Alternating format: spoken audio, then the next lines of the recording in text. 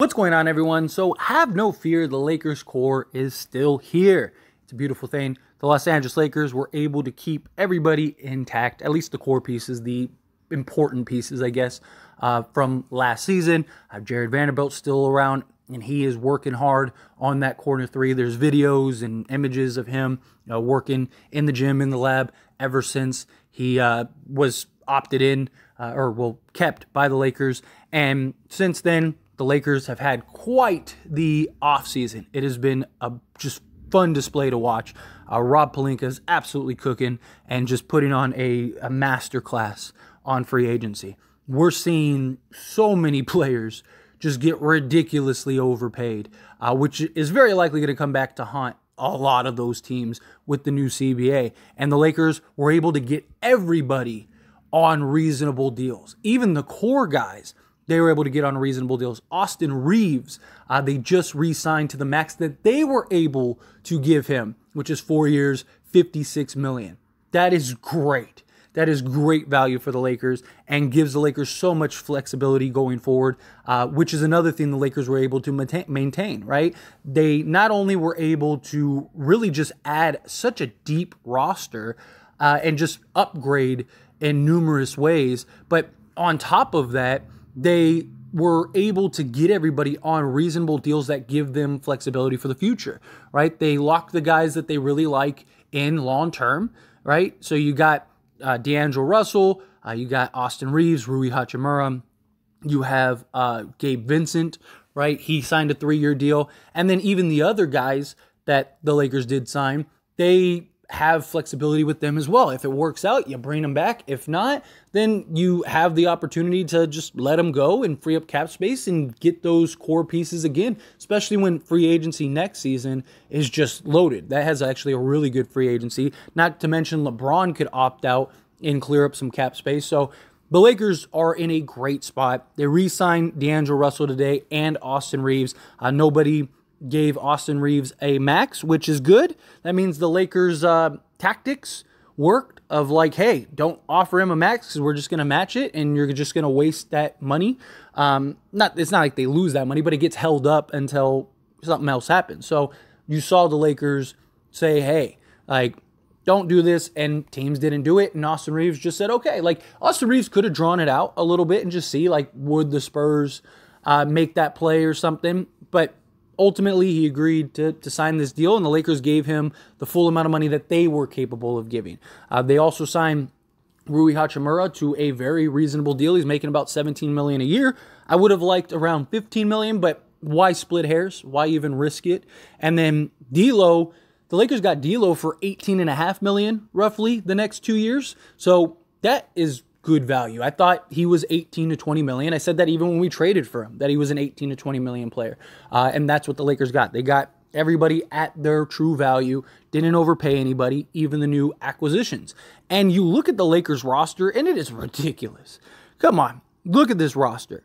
I mean, you got D'Lo, you got Reeves. The Lakers ended up signing Jackson Hayes, which I think is a great low-risk, high-reward type signing. A guy that can really make an impact for the Lakers and be a young development guy that the Lakers can keep and kind of work on the next several seasons. And he's a guy that I think can make an impact now and really kind of be a key piece for the future. He's 23 years old, so he's young. Same thing with Cam Reddish. 23-year-old kind of reclamation project, a guy that has a world of upside that many people thought would be the next like big forward in this league. And I really think the Lakers are going to have an opportunity to really grow and develop him.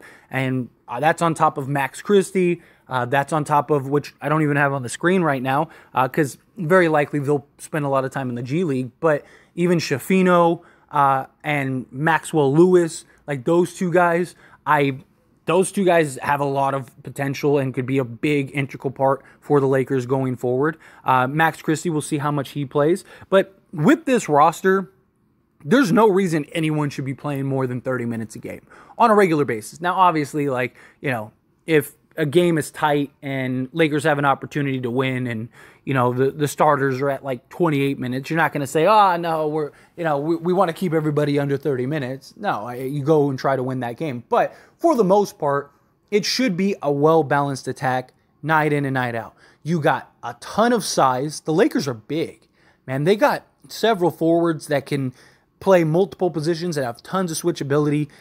You got guys that can, I mean, like you could run a big lineup with like, I mean, you could even go big and have like LeBron run the point, have like Taurean Prince at the 2 because he's 6'7". So he's got the size to play the 2 guard, and that would be a bigger 2. And then go like Jared Vanderbilt, Cam Reddish and Anthony Davis, or you could go Anthony Davis and Jackson Hayes. Like, there's so much versatility on this roster. And Darvin Ham is going to really have to figure out how to put it all together and make it work, right? It's great having a ton of depth, but everyone has to buy in for one, because not everybody's going to get 30 minutes a game or 40 minutes a game, right? You're going to have nights where, you know, Taurean Prince has it, so maybe Austin Reeves doesn't. So Reeves has got to be okay with, hey, buddy, like sit on the bench, let's close this game out and go get the win. You know, there might be a game where Jared Vanderbilt is absolutely lighting it up and Rui's having a bad game. Hey, Rui, you're going to have to, you know, sit this one out. Like, let's go, you know, Vanderbilt has the hot hand, or, you know, Cam Reddish has the hot hand. These guys have to buy into the team, into the team dynamic, the team atmosphere. I mean, this might be the deepest Lakers team that we've seen in a long time. This might be deeper than the 2020 team even. Like, I really like front to back. I mean, the Lakers are legit 11, 12 guys deep, not even counting, you know, the rookies. Any of these guys you can make an argument for to get heavy minutes. Now, obviously, some of these, like Max Christie, Cam Reddish, Jackson Hayes, those 3 guys specifically are very likely going to get, you know, sparing minutes. They're the guys that are going to be, you know, hey, tonight we're going to give you 10 minutes. Tomorrow you might not play at all. So they're the ones that are probably going to have to buy in the most. I would still like to see the Lakers go and get like a scorer, like just a bucket getter, because we need somebody that can just go get a bucket down the stretch. Like Austin Reeves and D'Angelo Russell can do that at times, but I want a more like natural just scorer, right? A guy that just, that's like their specialty. That would be kind of nice to just have a guy like that. You know, think of like a Lou Williams or like a Malik Monk or, you know, something like that. Something along those lines. Like a guy that can just go get a bucket. But hey, you know, all these guys, Rui, he a mid-range assassin. I love this roster. It's so well-rounded. You have switchability on all of your guards. You have switchability on all of your forwards. You have so much depth, so much different. Like you can go a big small ball lineup. You could go, I mean, the smallest player is what, Gabe Vincent? And he's like 6'2", 6'3". Everyone else is 6'5" or higher. Like, that is great. That is a very sizable roster when your smallest player is a 6'3" backup guard, right? I really do like what we got. We got great switchable forwards. We needed size, right? We were bigger than teams like Memphis. We were bigger than teams like Golden State. But then we ran into a team that matched us size-wise, and we were a little bigger in certain areas, right? And also the guard play with like Jamal Murray. Well, now you got a bigger guy in Gabe Vincent, who he's not going to get pushed around as much as Schroeder, but also you got a guy in like Taurean Prince who's big enough, quick enough, strong enough to stay in front of Murray. Again, you're not going to stop him, but can you slow him down? Can you make him work? Jared Vanderbilt, same thing. Even Max Christie is supposedly, you know, grown an inch or two, so he's 6'6", 6'7". If that's the case, then perfect. So now you got 3-4 guys that you could throw at him. I still want to see the Lakers go and get a center. Now, I would still love like a Plumlee or something like that, but I think you're going to want to get Jackson Hayes some minutes. You want to get him some run. So I think you need a veteran that can come in, that understands, that just kind of wants to be in the NBA. Like somebody like a DeMarcus Cousins, I think would be great. Like, hey, some nights you're going to have to be okay with not playing. Some nights you're going to get to play, right? Anthony Davis is going to miss 30-plus games this year, probably, most likely. So, you know, those nights you're probably playing 15, 20 minutes, maybe even more. But there's going to be some nights where, you know, we want to get the young guy some burn. We're going to want to get the young guy some run.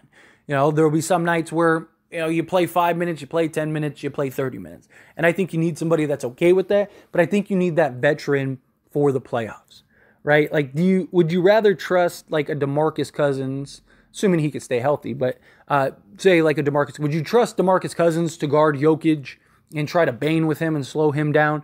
Or would you rather trust Jackson Hayes? Like, I would rather trust DeMarcus Cousins.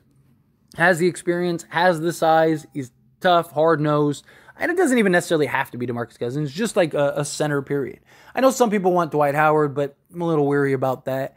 I really think that that's kind of the only things the Lakers need. Like another scorer, I wouldn't mind it. Like if they bring Beasley back, fine. Mo Bamba, I know some people want to bring him back. I don't see the point now that you got Jackson Hayes. I think you have Jackson Hayes and you have Colin Castleton, who I'm really high on. Like, I think those are your two young bucks. Those are your two, like, development guys at the center position. And so that I'd rather go that direction and grow and develop those two guys and kind of mold them into your future rather than bringing in Mo Bamba, who, yes, he's raw too, but he's already 25, where both these guys have a couple years younger. And so you have a little more time to get them to where they need to be before they start hitting their prime and stuff. And then go get that veteran center that they can kind of learn from and also just kind of be a presence, kind of be a tough guy if you need to throw him in, you need that bruiser. I love that. I think that would round out the Lakers roster just seamlessly. But in general, Phil Handy's got to be in heaven right now, right? I mean, he's got all these young guys. That's what he's great at. That's what he loves doing, developing young players and making them great. Look at what he did to Rui Hachimura in like a month span. He turned that guy into a more consistent player, got him working on the defensive end. He was better defensively for the Lakers than he was ever for the Washington Wizards. Like, that was a big concern with him when the Lakers got him. Like, yeah, he's a good, sizable wing that can operate in the mid-range, but he's not very good defensively. And he was great in spots defensively. He still struggles against like the twitchier forwards, right? The, Mikal Bridges of the world. He's more of like the bruiser type guy. The guy that's he's better off guarding the fours than the threes, guarding like the Aaron Gordons, the Draymond Greens of the world. But he's a guy that I think gives the Lakers so much versatility, so much flexibility.